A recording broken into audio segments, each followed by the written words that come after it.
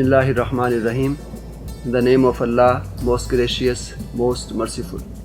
Allahumma salli ala Sayyidina wa Maulana Muhammadin wa ala alihi wa sahbihi wa barik wa sallim. Alhamdulillah ta'ala, ایک بار پھر میں رحمت قرآن transmission کے ساتھ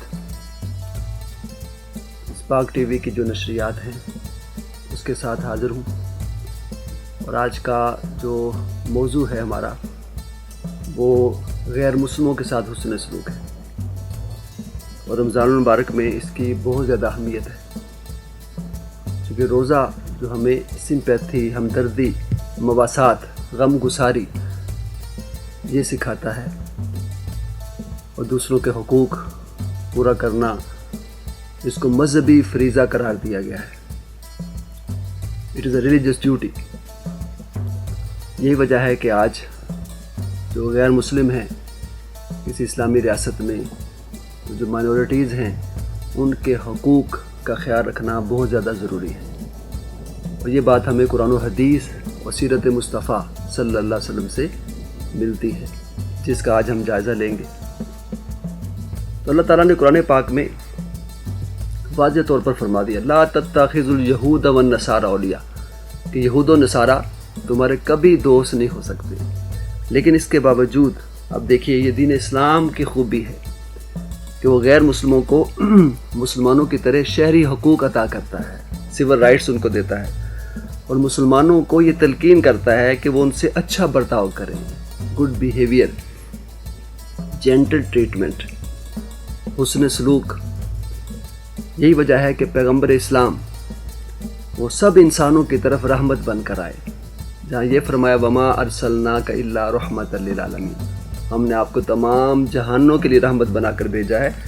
وہاں اللہ تعالیٰ نے قرآن پاک میں سورۃ الاعراف میں یہ بھی ارشاد فرمایا، قل یا ایھا الناس انی رسول اللہ الیکم جمیعا، اے رسول صلی اللہ علیہ وسلم آپ فرما دیجئے کہ میں تم سب کی طرف اللہ کا رسول بن کر آیا ہوں۔ اور پھر چونکہ پیغمبر انسانیت بن کر آئے، تمام انسانوں کی طرف اللہ کے نبی اور رسول وہ آئے ان کو ہدایت دینے کے لیے۔ یہی وجہ ہے کہ غیر مسلموں کے لیے بھی آپ رحمت بن کر آئے۔ اور قرآن پاک جو اس بارے میں دوسرا ارشاد فرماتا ہے وہ عدل و انصاف ہے، کہ غیر مسلموں کے ساتھ بھی عدل و انصاف سے کام لیں۔ وَلَا يَجْرِمَنَّكُمْ شَنَآنُ قَوْمٍ عَلَىٰ أَلَّا تَعْدِلُوا اعْدِلُوا هُوَ أَقْرَبُ لِلتَّقْوَىٰ، یہ سورہ المائدہ میں اللہ تعالیٰ نے قرآن پاک میں ارشاد فرمایا۔ اور کسی قوم کی دشمنی کی وجہ سے انصاف کو ہرگز نہ چھوڑو، بلکہ فرمایا کہ عدل کرو، یہی بات تقویٰ کے زیادہ قریب ہے۔ آج بھی امریکہ کی جو ہارورڈ یونیورسٹی ہے، اس کا جو لاء کالج ہے، اس کی بیرونی دیوار کے اوپر سورہ نساء کی ورس نمبر 135 اس کا انگلش ٹرانسلیشن وہ لکھی ہوئی ہے۔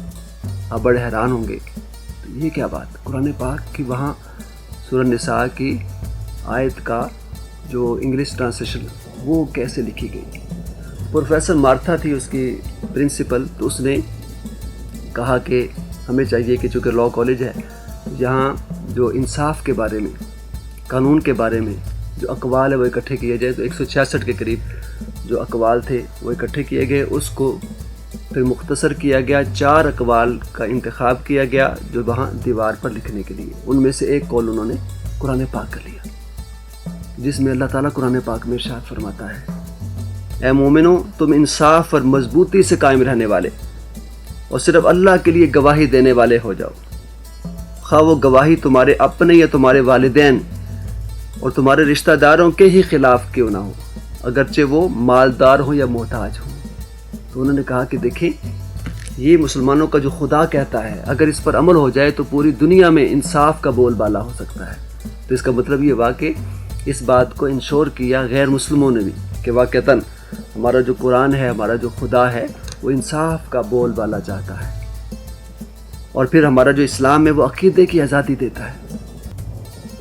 غیر مسلموں کو نہ صرف عقیدے کے مطابق عبادت کرنے کی مکمل آزادی دیتا ہے، بلکہ ان عبادت خانوں کے تحفظ کا بھی اہتمام کرتا ہے، انتظام کرتا ہے۔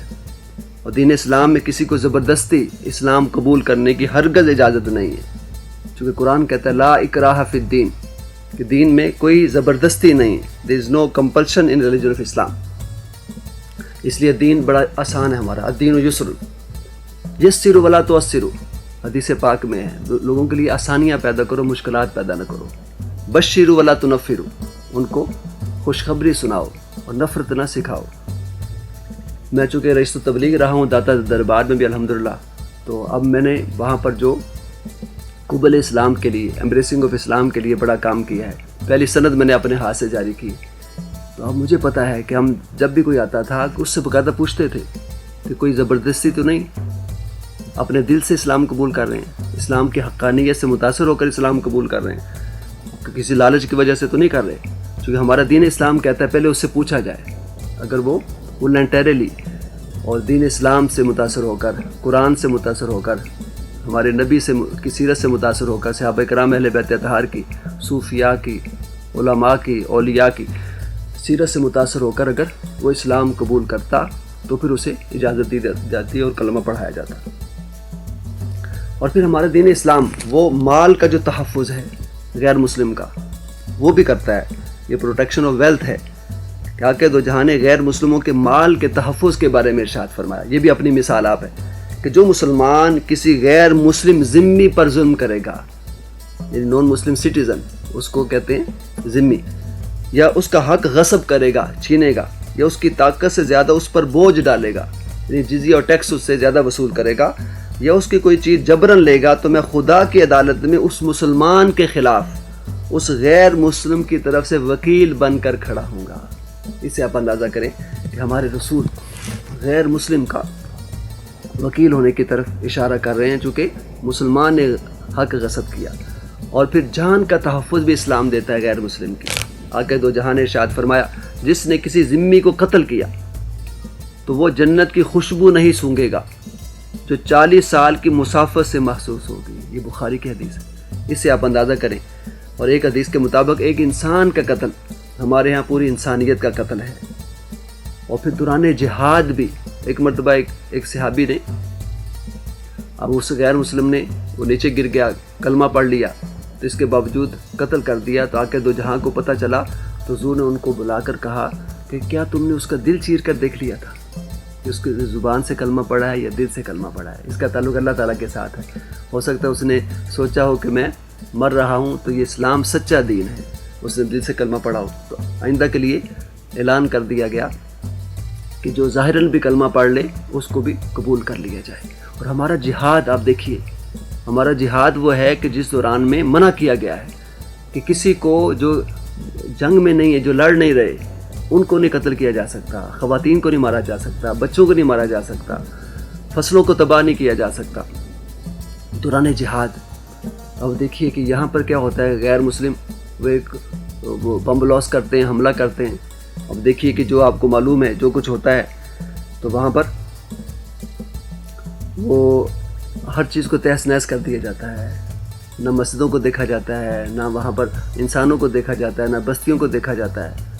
اور وہاں پر ایک ڈرون حملے کے ذریعے ہر چیز کو تباہ و برباد کر دیا جاتا ہے. تو یہ کوئی انسانیت نہیں ہے. ہمارا دین اسلام انسانیت سکھاتا ہے، یہ درس دیتا ہے، غیر مسلموں کے حقوق دیتا ہے.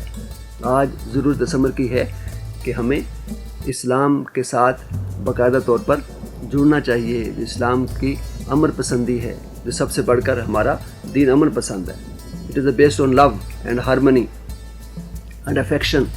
تو ہمارا محبت سکھاتا ہے دین. الدین یسر، اسی لیے کہا گیا کہ سب سے بڑا دین ہمارا اسلام وہ آسان دین ہے جس کے لیے کوئی کسی قسم کی مشکل نہیں ہے. یہاں تک کہ اب دیکھیے کہ بڑا اہم واقعہ امیر حضرت عمر فاروق رضی اللہ تعالیٰ عنہ، آخری بات میں عرض کر رہا ہوں، اس سے بڑی بات کوئی نہیں. ایک مرتبہ ایک بوڑھے یہودی کو ایک آدمی کے دروازے پر انہوں نے دیکھا کہ وہ بھیک مانگ رہے ہیں. تو آپ نے اس سے پوچھا کہ آپ بھیک کیوں مانگ رہے ہیں؟ تو انہوں نے کہا کہ میں اپنی غربت کی وجہ سے اور ضرورت کی وجہ سے بھیک مانگ رہا ہوں. تو آپ نے ان کا ہاتھ پکڑا اور ان کو بیت المال لے گئے اور وہاں سے ان کی امداد کروائی، اور آئندہ کے لیے بیت المال کے انچارج کے نام تاریخی خط جاری کر دیا کہ جب ان کی جوانی سے ہم فائدہ اٹھائیں اور بڑھاپے میں ان کو بے یار و مددگار چھوڑ دیں تو یہ انصاف نہیں ہے. تو لہٰذا آئندہ کے لیے اس کا وظیفہ بھی مقرر کر دیا. اس مثال سے بھی ہمیں پتہ چلا کہ جو دین اسلام ہے ہمارا وہ امن کا دین ہے، محبت کا دین ہے، آشتی کا دین ہے. لہٰذا یہ غیر مسلموں کے بھی حقوق دیتا ہے، ایون کہ جانوروں کے بھی حقوق ہیں ہمارے دین اسلام کے اندر، پرندوں کو بھی حقوق ہیں۔ اس سے بڑھ کر آسان دین، اس سے بڑھ کر امن والا، محبت والا دین کوئی نہیں ہو سکتا۔ اللہ تعالیٰ مجھے بھی اور آپ کو بھی، اور روزے کا جو اصل مقصد ہے وہ یہی ہے کہ دوسرے کے ساتھ ہمدردی کی جائے، خواہ مسلمان ہو خواہ غیر مسلم ہو، ہمیں ان کے حقوق پورے کرنے کی توفیق عطا فرمائے۔ وما علینا الا البلاغ۔